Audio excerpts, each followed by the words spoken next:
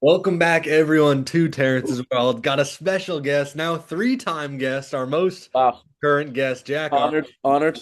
of Mediocre Sports. Is that it? Mediocre Sports? That's mediocre takes, mediocre Mediocre takes. take, excuse me. Mediocre take, excuse me. You're good. But we're talking some Big Ten football. Yep. Um, Jack, University of Oregon, Yes, sir. Represent. USC, No. two new Big Ten schools. We don't have anyone of Yep. the former Big Ten that we can ask to join us. We do have a UCLA person, but he is at work. There's no point in having his opinion. Also, I mean, It's true. he will contribute nothing because his team is going to do nothing this year. Julian is a non-ball knower. Anyways, I have asked Jack to come with a couple things, just like the NFL draft segment. We have a couple segments that we'll get to. No. I'm gonna wait to say them out because you know them, but we'll wait for the Yes. audience. So, Yes. Jack, we'll just start off immediately. Who is going to be the conference champion, and who are they going to play? Okay. Well, I have my ideal scenario, but unfortunately, I don't think this is happening. My ideal scenario is, Ohio State's quarterback battle. The dude's absolutely terrible. Jeremiah Smith doesn't torch every single defense, but unfortunately, I don't think that's gonna be the case. I think Ohio State's just the team is too stacked and they lost a lot of talent, but I unfortunately do have them in the championship. And I mean, Oregon, I love us. I think we're making the playoffs. I really hate to say this, but I think we'll miss the championship first year with Dante Moore, learning the system. Unfortunately, my goat Evan Stewart's hurt, so I do have Penn State going against Ohio State in the championship. Just Penn State lost Abdul Carter, but I mean they just like have the largest QB continuity. Drew Allar coming back, and I mean everyone was glazing him towards the end. If he came out early, but I think it's a great decision he stayed. So I think they're just going to beat up on a lot of bad teams and meet Ohio State in the championship. You have Penn State beating Ohio State. I didn't say that. I said I have them meeting in the championship. Who do you have winning? I mean, I don't want to just like beat a dead drum and I hate them, but I just feel like I gotta see someone like someone's gotta show me, that's not Ohio State. I mean, they're the national champs for a reason. So I mean, and I don't know it's shot to like Will Howard, but I feel like it's he wasn't doing anything like insane. Not at all. No, he was a very solid quarterback, but nothing. Well, excuse me, nothing special. Um, for me personally, I am taking Penn State. I think Penn State is going to play Oregon. As Jack is mid-conversation. I'm taking I'm listening. Penn State versus Oregon. Penn State versus Oregon, and I'm taking Penn State. I think this is finally James Franklin's year. It was a while. Been a long time since Penn State won the national title, won the Big Ten. Yeah. Um, Finally, for the first time in his career, Drew Aller has some weapons at receiver. Kyron Hudson, USC transfer, and Devontae Ross, the Troy transfer. Finally, some guys with actual experience on the field. And then they return their incredible running back core of Nick Singleton and Katron Allen. I mean, it's just a fantastic schedule or it's a fantastic offense they have. Their defense is always remarkable. I think this is finally the year for Penn State. And if we just take a look at their schedule, them, Ohio State, and Oregon all have win totals set at 10 and a half. And I think Penn State, and they're all very favorable schedules. Penn State plays Yeah. Oregon at home, as you know, and then at Ohio State. Other than that, it's a pretty easy schedule. They don't play anyone hard out of conference. They end their season versus Indiana, at Michigan State, versus Nebraska, and at Rutgers. That's super favorable. I'm taking Penn State. That's I'm easy. taking Penn State to beat Oregon. I mean, not ridiculous. I do have them going there, and their schedule's so easy. It's just, James Franklin, even though he did win, those playoff games. Yeah. I mean, it was against what, like Boise State. Who was the Let's other take lower school they SMU. beat? Yeah. SMU. So like those wins aren't impressive at all, and he has the reputation of choking under the big pressure. So we'll see. It's kind of just like on paper they should, but it's kind of just like for me, like kind of like that Ravens and Chiefs stuff, where like even on paper they look better, but like they always just kind of just don't do in the big moments. So I got to see it happen, but Yeah. not ridiculous. I'm taking Oregon just because you guys have such a favorable schedule compared to Yeah, we Ohio do. State. Ohio State's going to be really good, obviously, but you play Penn State at Penn State, and that's That's on so good. September 27th. I don't know if you have your schedule pulled up. It's not very difficult throughout the rest of the Yeah, year. we play Michigan, right? Let me pull this up real quick. You don't, no, no, you don't. You play We your avoid toughest Michigan game. this You year. play at Washington the end of the year. That's Yeah. always going to be a tough game. And then USC, nah, nah. Um, I like I say I don't think any of these games are particularly hard, No, especially yeah, because I of gotta pull it up now. Yeah, I mean, I don't want to jinx anything, but you have a very it's favorable schedule. Uh, like Indiana's home. I mean, that's definitely makes it a lot better. And to be honest, I wasn't really super scared. yeah, I think Like, Indiana's fine, but I don't think you should be worried about them, especially from, I your mean, perspective. at Iowa, they can't put up more than 10 points a game. Like it'll be a slugfest. Yeah. But And then I mean, I'm just looking at Ohio State's schedule too. They have a tougher schedule. They have probably the toughest schedule of you three who all have 10.5 win totals versus Texas. At Washington yeah, State, spring they'll win that season. though. At Illinois is pretty tough. At Wisconsin's pretty tough. Versus Penn State's tough, and then they end the season at Michigan. At Michigan that's literally a trap game. That's always going to be. It's always going to be a tough game. Yeah. Especially because they've lost what the last three. Um, so yeah, I think because of the favorable schedules, I'm taking a rematch of last year's matchup, but I have Penn State coming out on top this time. Yeah, no, I can't fault you there just because I believe we have the talent, but it's just Dante Moore's got he's got to prove it. I mean, this I never take anything into account. In the spring game, really, it is just the spring game. Guys are just getting their pads on. But it's not like he came in and blew everyone away. Like it was like I don't know if you saw. I mean, you probably didn't, but the QB play was very even all around between him and Novastad. I'm assuming Moore's gonna win, Mhm. but I feel like there's gonna be a little bit of growing pains to start out. So Yeah.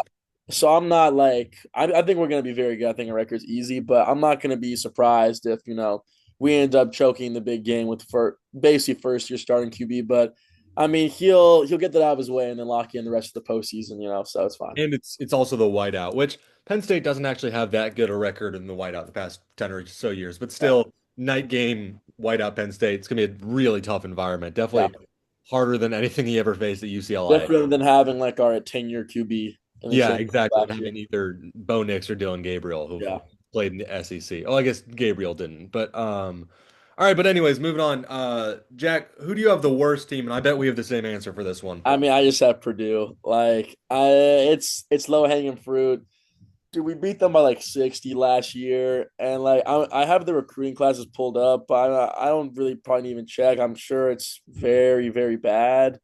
Um, yeah, okay, they had the worst recruiting class going into 2025. I mean, they're just not gonna get any better for a little while, unfortunately. The kind of landscape for colleges now, it's either you have the money to pay for people or you don't, and they already have the terrible reputation and they don't got Phil Knight money. So yeah, I'm going Purdue. I don't have to say I don't have to say much else. Yeah, I'm agreeing. A little bit different reasoning. I think it's just gonna be growing pains for Voodoo. They've brought in a ton of new people. Barry Odom, the UNLV coach, great coach the past couple years for the Running Rebels, but he's not gonna succeed in his first year or so at Purdue. It's gonna be a growing year for them. Their first couple of games, I don't know if you've seen their schedule, but Hold they up play right Ball now. State and Southern Illinois. Yeah, they'll beat those. But then they play USC at Notre Dame, Illinois, and then round the season off with Michigan, Ohio State, Washington, and Indiana. Oh my, yeah, I'm looking at that slate. That's probably 4 L's in a row. Yeah, there's like maybe 2 to 3 wins in there. I could Yeah, see first two games.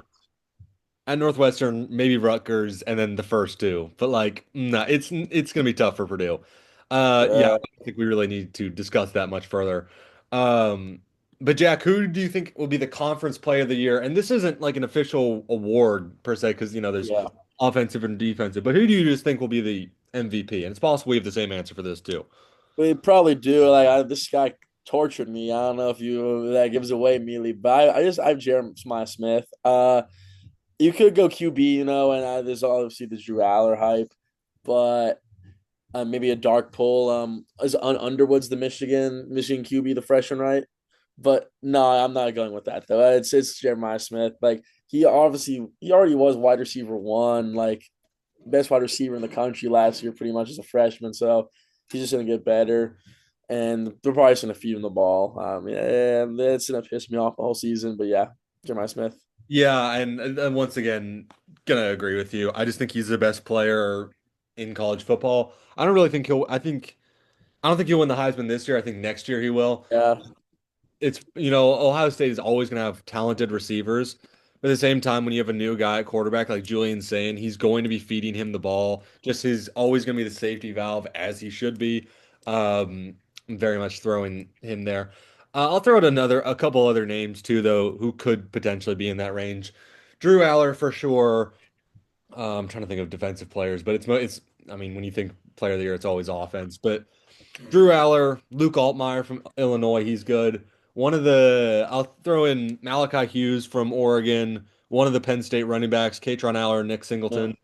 Um, oh, guy who transferred to Michigan from Alabama. He's their running back. Mhm. I forget his name. But a lot of names like that. Yeah, Yeah, we'll move on though, because that's pretty much the same. All right, Jack, this is the one we talked about a little bit before yeah. recording. The largest disappointment. Who do you think is going to disappoint the most? Because it's kind of difficult because there's really three top teams in the Big Ten this year. Everyone else is kind of just kind of there. Yeah, I it's tough to like say because I don't really have high expectations for any of these like other teams, if I'm being honest. But if I just have to say from all the top teams that did well, I think that's the most likely to take a step back. I would just go Indiana just because how out of the blue they came on On the 11 and same 2. wavelength this episode, Jack. What you say? On the same wavelength. Yeah, I mean, I guess I read your mind before, but I mean, they could easily, I'd say easily, but they go against Illinois at home, like that could be a loss. At Oregon, I see them losing. At Penn State, I see them losing, and at Iowa, they could slip up, and lose. I mean, it's gonna be a defensive game. Probably was Iowa. Just they always have an insane defense, and last year they were 8-1 in conference, so I just see them potentially winning like what is that 3 games in conference, and I mean, they'll like destroy everyone else they have on their schedule because no one else is good. And I expect them to win, but they're definitely not repeating their 11-2 season they had or improving on it, I would say. Yeah, I mean, Indiana, the reason they made the playoff last year is because they played nobody. Yeah, And cupcake once again, schedule. they're doing the same thing for non-conference. I don't know if you're looking at Old Yeah. Dominion, Kennesaw Can't, State, Indiana State. it's, Okay, yeah, I really? don't even know this And team. like I that's just know the logo. ridiculous. But yeah, as you mentioned, I think they'll start off conference play 0-1 against Illinois. As you mentioned, Oregon, Penn State, Yeah. Wisconsin's difficult. Iowa too at Iowa. It's always going to be difficult. I think they could lose 4-5 in conference. Wouldn't be surprising at all to me. And I think their win total is 8.5. Let me check it. They're 8.5. I very much think that they could disappoint that and very much not be as good as that. As we kind of mentioned, there's three top teams in the Big Ten is the problem, and no one Yeah. else is really at that level, so You it's just hard to drop off say after. who will be the biggest disappointment. Yeah. Um, Anyways, let's move on to the wild card team. Jack, who do you have as the wild card team? I have the Michigan Wolverines. Hmm. They really turned it on at the end of the year. I mean, beat Ohio State, beat Alabama, and they did all this with zero quarterback. Like they literally could not throw the ball at all. And I feel like their schedule to me doesn't really look that hard at all. I mean, versus OSU, I mean Ohio State at the very end of the year, that's gonna be tough. But other than that, like at Maryland, that's a win. At Northwestern win, versus Purdue win. At Michigan State win, probably versus Washington, probably win. At USC, they'll probably lose that maybe. It just really depends on the QB. If Underwood is like as good as he's like supposed to be, this team easily. I feel like. I mean, they finished 8-5 last year. They're probably like a 10-win team. I feel like if they can throw the ball, like actually. Yeah. No, you're 100% right. Yeah, it depends because they also brought in a quarterback from Fresno State, Mikey Keene. Yeah, and I saw they Oh, just got another transfer. Like did I they? think it's like Jeff Garcia's kid or something, or Jake Garcia. It's one of the Garcias. I don't know, but they also got another transfer, former like top recruit or top 25. Hmm. Okay, well, cool. Yeah, no, that's a good one. Um, I'm going USC. I'm going with my team. Yeah, This is the second year in a row where I think USC is a wild card. The schedule is definitely more favorable than last year for us. I also think the team is overall a lot better. I don't know if I trust Lincoln Riley. is my problem. So Yeah, it's a stretch of games here which are kind of tough. If they play, the good thing about this schedule is they kind of slowly ramp up in talent of the teams they're playing. yeah. However, there's a 4 game stretch here, which is or 3 games, excuse me, which is at Illinois versus Michigan at Notre Dame, Ugh, Nebraska. That's 4. Um, that's really tough. I could see them losing all of those. I could also see them winning 3 of those. Like that's the thing about this. And the quarterback situation is fine there. I think Jaden Miles is good. The defense, I think, is going to be really good. The issue for me was will the offensive line perform? Will they run the ball? I'm not worried about the pass catchers. The pass catchers are mhm. good. Yeah, you Uh, guys are always stacked there. yeah. And I think that the defensive line is going to be really good. I just don't trust Lincoln Riley as a play caller anymore. I completely lost faith in him last year. And maybe he'll be able to focus more now that our recruiting has been better, and that's what he's been focused on before. I just think that USC very much could go 10-2 with losses to Oregon and Notre Dame. I could also see them going I think 7-5, 6-6. I'll say 7-5. Um and so you have no idea with them. Their win total is set at 7.5 right now. So that's why Yeah. I like our team. Because theoretically, a 10-2 USC team with a loss to Notre Dame and Oregon could potentially get into the Big Ten championship. I definitely could see that happening. I mean, it's Yeah. Big Ten teams. Like I feel like we haven't gotten the SEC level of glazing from the committee, but the Big Ten's like pretty respected, like levels above Pac-12. If you were a Pac-12 team and you said that, like they would just immediately ignore you. But Just now getting that shot. we made it Yeah. to the big leagues, yeah, that's definitely possible. Yeah. No, 100%. But yeah, I'm taking USC. Call me biased, whatever. I Um, mean, like you guys are like starting out like 4-0, basically guaranteed. I mean, so you're gonna have, and you're USC, so you're gonna have the hype. You're gonna be already ranked by then. want the Lincoln hype. That's Riley's done the it. thing. I don't want the hype. I just But want I to just say that's what's gonna happen. So I they'll be interested know. to see if you guys get like smacked by Illinois immediately and like lose all that, or if you win, then it's just gonna be like, oh, USC's back. Dude, no, I like tried telling people like a while ago, like I've told you this, that it's so possible that USC loses to Illinois, and then like people like USC fans like jump down my throat saying that's the Yeah, stupidest thing they've ever heard. Like, all right, dude, I don't know yeah. what to tell you guys. This guy's an Oregon undercover fan. Those guys from Oregon talking about USC. All right. But last superlative, Jack, Yeah. who is your championship dark horse? Now we talked about there's really 3 main teams who will likely be in the championship. Who do you think could potentially come from nowhere and make that Big Ten championship? I'm okay. Well, I kind of was like thinking Michigan and like as like the same answer Oh, since that they're my works. X Yeah. factor. But I don't know if it's really from nowhere just because like I said, like I mean they were in the national championship like the winners like 2 years ago. But Yeah, it I think still works. 8-5 to winning the Big Ten, I think that's a pretty big jump. So I'll go Michigan just because I think they have a really easy schedule. Mhm. And if they have Ohio State's number, and that's like their their main competition. So I just feel like if they just take care of business and with their the home field advantage going in to like the championship after beating Ohio State, they're like they're on top of the world. So as long as this Underwood guy lives to the hype, I'll go Michigan. Michigan sleeper winning it. Yeah. I'm going, that's a good pick. I'm going lucky Nebraska. Uh, Okay. Dylan I'm Rail just in year 2.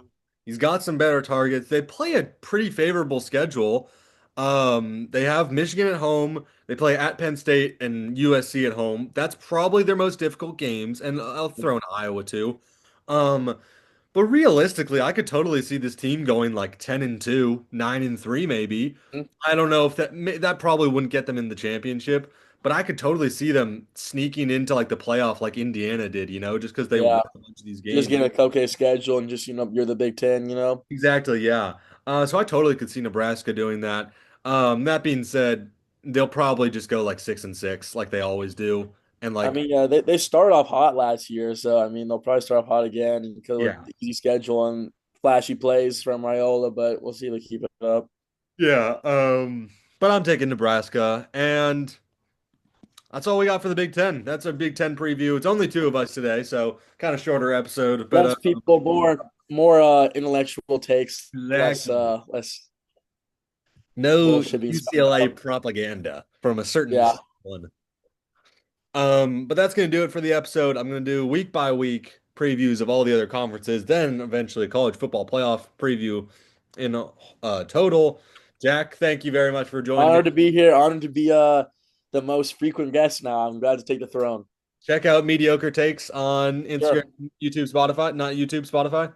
Spotify and Instagram Reels for Spotify and Instagram brevity. Reels. Spotify and Instagram Reels. All right, but that is going to do it. Thank you everyone for watching. Have a good one.